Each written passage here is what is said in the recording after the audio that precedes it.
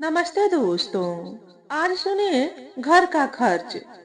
सविता के छोटे बेटे विकास ने एक दिन आकर अपनी माँ से कहा, माँ, आप हम 2.5 प्राणियों के लिए भी घर खर्च के लिए 2,000 लेती हैं और भैया भाभी के अलावा उनके 3 बच्चे हैं, उनसे भी 2,000 रुपए ही लेती हैं।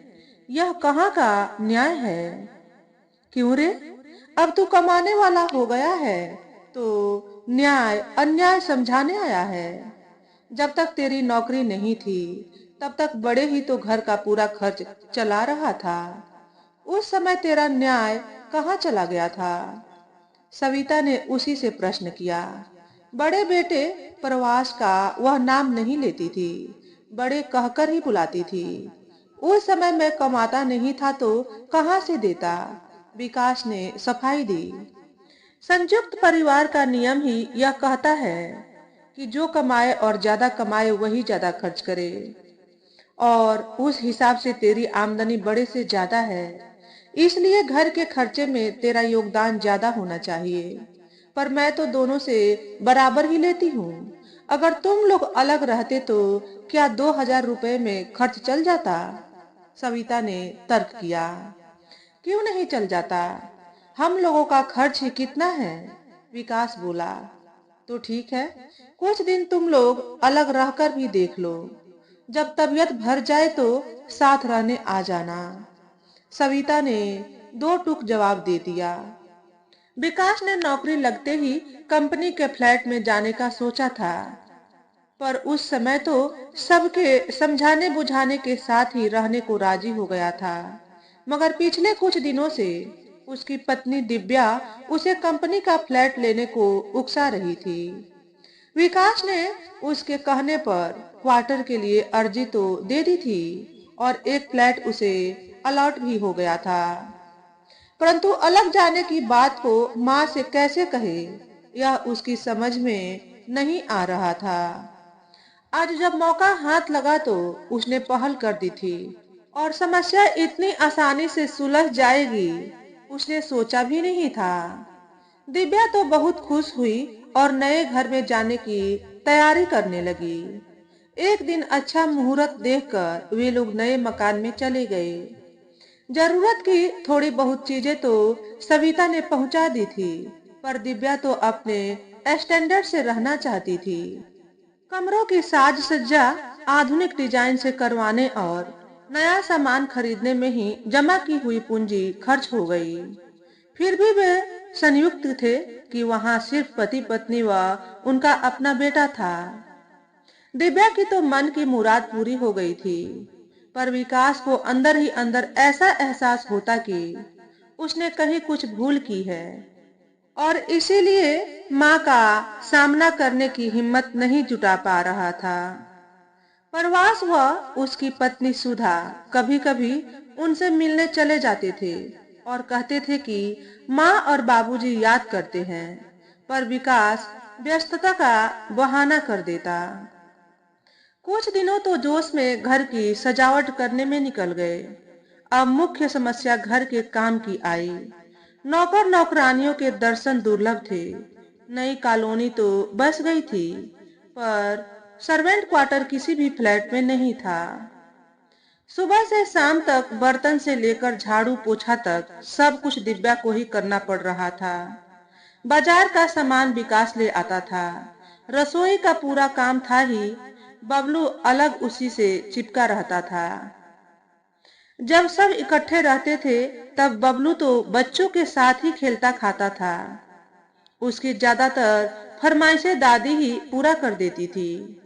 घर के काम के लिए भी पुराने नौकर नौकरानियां लगी हुई थी, जो दिव्या को कुछ भी काम नहीं करने देती थी। रसोई का काम पूरा था, पर सुबह तो सविता ही खाना बनाती थी और सुधा तथा दिव्या बच्चों का काम देखती थी। शाम को सुधा ही अक्सर खाना बनाती थी, दिव्या तो सिर्फ मदद कर देती थी। अब सब काम दिव्या के जिम्मे ही आ गया, तो शाम तक वह इतनी थक जाती कि जैसे तैसे शाम का खाना बना पाती। अकेले में पति व पुत्र को नए नए पकवान बनाकर खिलाने का जो चाव था, वह हवा हो गया। उधर माँ की मन नहीं मानता। सविता जब भी बबलू, विकास या दिव्या की पसंद की कोई चीज बनाती तो उनके लिए जरूर भेजती। कुछ दिन बाद बहुत कोशिश व मान मनुहार करने पर 2,000 रुपए महीने पर सिर्फ चौका बर्तन व झाड़ू पोछा करने के लिए एक काम वाली तैयार हो गई। दिव्या का 2,000 रुपए महीने निकालना खला तो बहुत, पर इसके अलावा कोई चारा भी नहीं था। सविता के घर में तो पुराने नौकर ही बहुत सा फालतू काम कर देते थे, पर यहाँ बंधे बधाए काम के अलावा दूसरे काम में नौकरानी हाथ भी नहीं लगाती थी। दिव्या को सबसे ज्यादा परेशानी हुई कपड़ों की धुलाई की। घर में कपड़े धो भी ले तो इस्त्री करवाने ही पड़ते थे। सविता के घर में तो एक धोबी को क्वार्टर दे दिया था, जिसकी बीबी कपड़े धोकर इस्त्री करवा कर रख जाती थी। सविता हर महीने उसे बंधी बधाई रकम दे देती थी।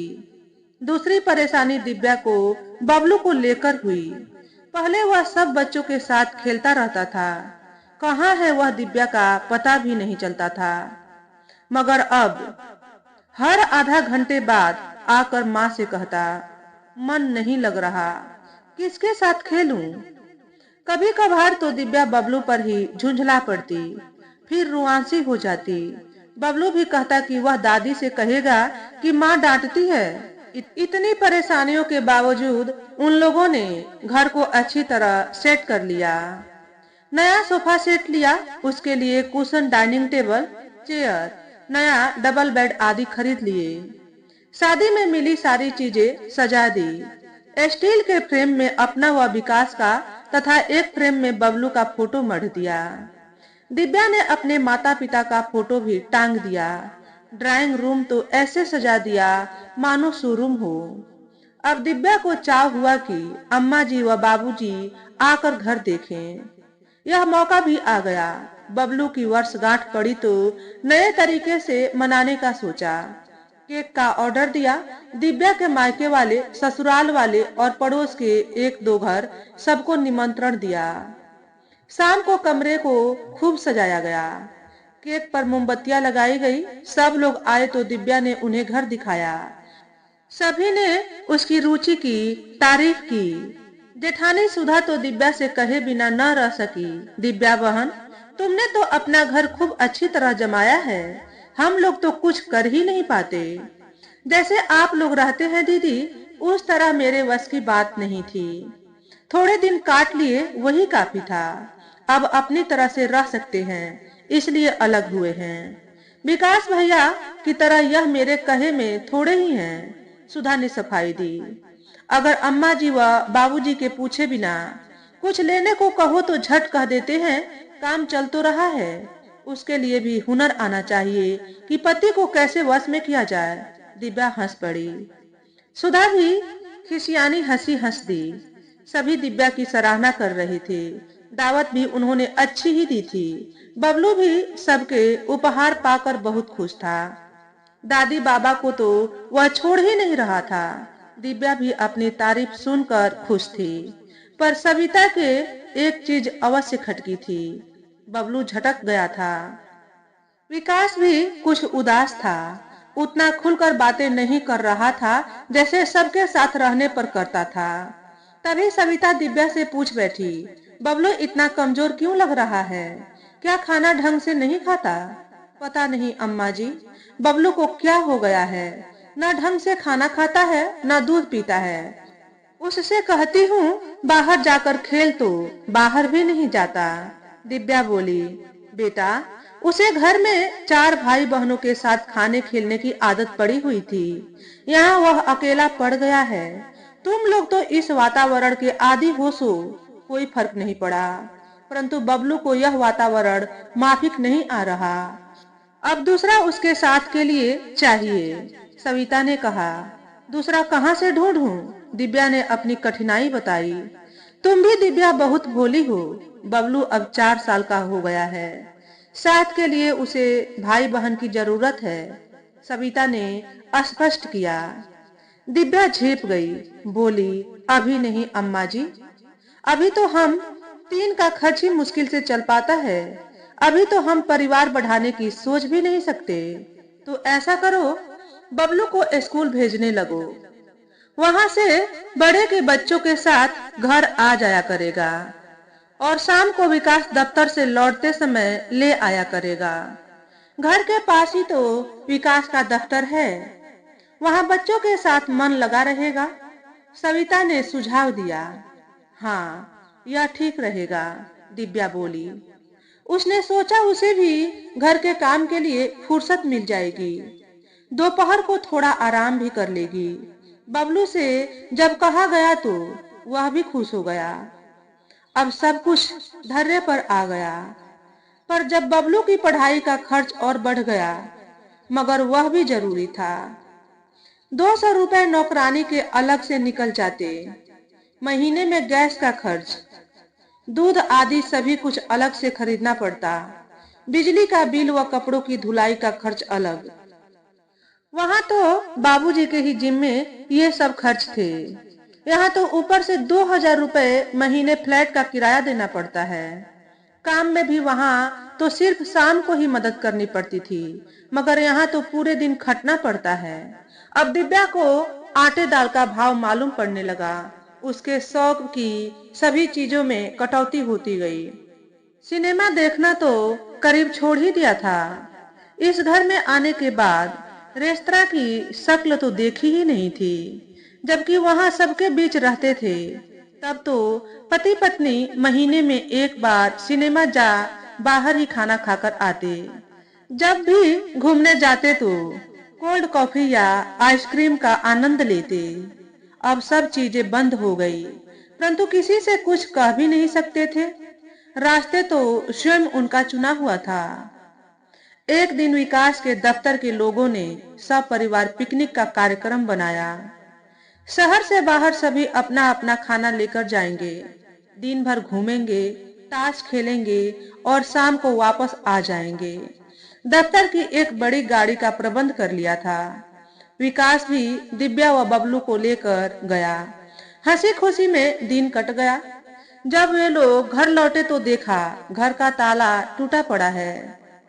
अंदर जाकर देखा तो पता लगा सारा कीमती सामान गायब है। स्टील की अलमारी खुली पड़ी है और उसमें से कैश व ज्वेलरी चोरी हो गए। अड़ोस पड़ोस में पूछा तो कोई नहीं बता पाया कब चोर आए और सारा कीमती सामान लेकर 9-2-11 हो गए। दोनों माथा पकड़कर बैठ गए। विकास ने पुलिस को खबर की। पुलिस आई भी पूछताछ करने। कुत्ता भी छोड़ा गया, पर चोर कहाँ मिलते हैं। अगर पकड़ भी लिए जाएंगे तो सामान तो एक बार गया हुआ वापस मिलता नहीं। खबर मिलते ही सविता व जेठानी सुधा भी आ पहुंची। वे दिव्या को धीरज बंधाती रही। सुधा ने दिव्या का गला सुना देखकर पूछा, चैन जो तुम पहने रहती थी वह कहाँ गई? भाभी, पिकनिक जाते समय इन्होंने उतरवा दी थी कि बाहर अक्सर चेन खींच जाती है।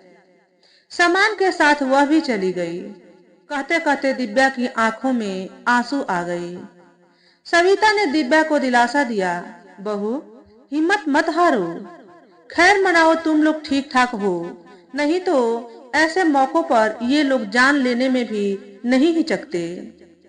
तभी सुधा ने अपने गले की चेन उतार कर दिव्या को पहना दी। सुना गला अच्छा नहीं लगता। और दिव्या कहती रह गई, भाभी क्या कर रही हैं? उसने यह रूप तो सुधा का कभी जाना नहीं था। दुखी न हो बहू, शुक्र मनाओ कि संकट इसी में टल गया। सब कुछ फिर आ जाएगा। अम्मा जी, तनख्वाह में तो महीने का खर्च ही मुश्किल से चलता है, फिर से बनाने का तो अब हम सोच ही नहीं सकते। दिव्या रुआंसी होकर बोली, क्यों दिव्या, तुम्हारे तो एक ही बच्चा है और तनख्वाह भी विकास की अपने भैया से ज्यादा है। फिर तुम्हारी तो अच्छी खासी बचत हो जानी चाहिए। सुधा ने व्यंग कर ही दिया। उसके बच्चों के लिए ही तो विकास ने कहा था कि खर्च ज्यादा होता है। वह इस बात को भूल नहीं पाई, मुंह से बात निकल ही गई। हालांकि यह कहकर उसे पछतावा भी हुआ। दिव्या के पास इसका कोई जवाब नहीं था। बस यही कहते बना, हम लोग अपने स्टैंडर्ड से रहने आए थे, वही किसी को सहन नहीं हुआ। यह स्टैंडर्ड ही तो आज परिवारों को तोड़ने का कारण बन रहा है। यह तो तुम उस घर में भी बना सकती थी। ऊपर के कमरे तो खाली ही पड़ते हैं। आखिर बहुएं आकर ही तो घर को नए सांचे में ढालती हैं। सविता बोली, पर अम्मा जी, इन्होंने तो कभी नहीं कहा कि वहां रहकर भी हम सब सुविधाएं प्राप्त कर सकते हैं। कुछ कहने पर यही कह देते थे कि माँ से पूछ लो। दिव्या ने सफाई दी, अगर तुम पूछकर मुझे थोड़ा मान दे देती और तुम्हारा काम न होता तब तुम्हें शिकायत होनी चाहिए थी, परंतु तुम्हें मुझ पर भरोसा नहीं था। सविता ने भी उलाहना दिया, हाँ अम्मा जी, यह भूल मुझसे जरूर हुई, उसका नतीजा भुगत लिया। दिव्या दुखी मन से बोली, अब भी कुछ नहीं बिगड़ा है। अगर चाहो तो तुम्हारे कमरे खाली पड़े हैं, वहीं आकर जैसे यहाँ रह रहे हो उसी तरह से रहने लगो। सविता ने समझाया, पर माँ, यहाँ इतना सामान जुटा लिया है, इसे कहाँ ले जाएंगे? दिव्या ने अपनी असमर्थता जताई। जैसे यहाँ सेट किया है, अपना घर समझकर वहां भी इसी तरह सेट कर देना। घर को अच्छी तरह रखना किसे बुरा लगता है? मैंने तुम्हें सुझाव दे दिया है, मानना न मानना तुम्हारे ऊपर निर्भर करता है। सविता ने दिव्या पर ही निर्णय लेना छोड़ दिया।